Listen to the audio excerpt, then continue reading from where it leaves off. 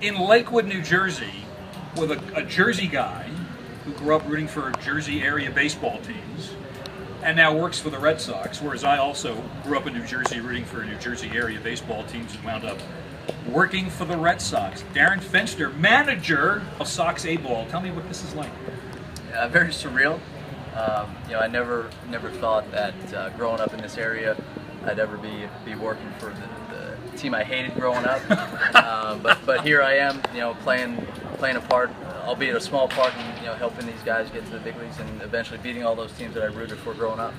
Well, you obviously wanted to be a major league player.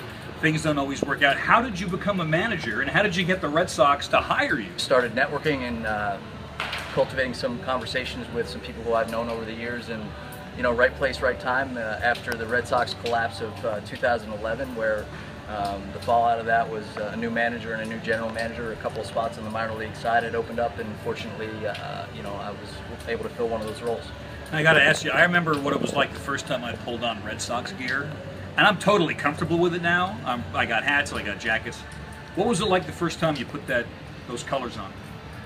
It's strange. It was very strange, but just a great experience.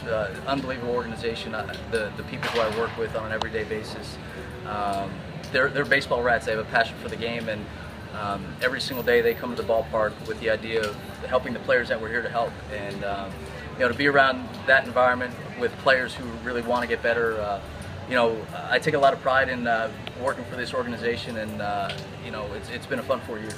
No, as if being a young manager isn't pressure enough. They give you the prize Cuban prospect, Yohan Moncada. What's it like having the multi-millionaire in A-ball and having to make sure he develops? And I mean, is it kid gloves, or do you treat him like you treat anybody in A-ball? You know, like I mentioned before, there's obviously a spotlight on him because of the number that he signed for, and there are going to be expectations that come with that number for his entire career. But as best we can, you know, we're trying to treat him just like anybody else. We treat him the same way we would treat a non-drafted free agent, where our job is to try to get him better. His opportunities are obviously going to be a little bit different than others in terms of the accountability of the time frame that he has to develop.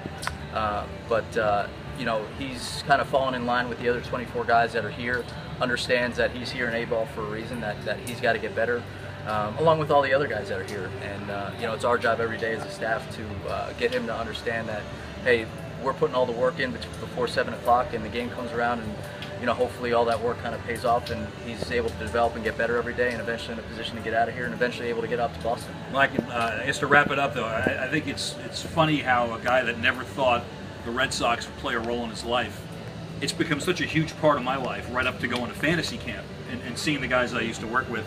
And is it the same for you? Just you never imagined you'd be wearing Red Sox colors, but here you are? Yeah, I mean, there have been moments over the past 4 years that, you know, are very, very surreal. Whether it be being in spring training around a David Ortiz, who, you know, is a larger-than-life personality who I grew up watching on television, to going to the World Series in 2013 and watching something that hadn't happened in 95 years, to last year getting a World Series ring. I mean, I'm very blessed to be where I am, and you know, there's not a day goes by where, you know, I don't appreciate the role that I have, and you know, being in a position where I can maybe just play a small part in eventually helping our major league team win.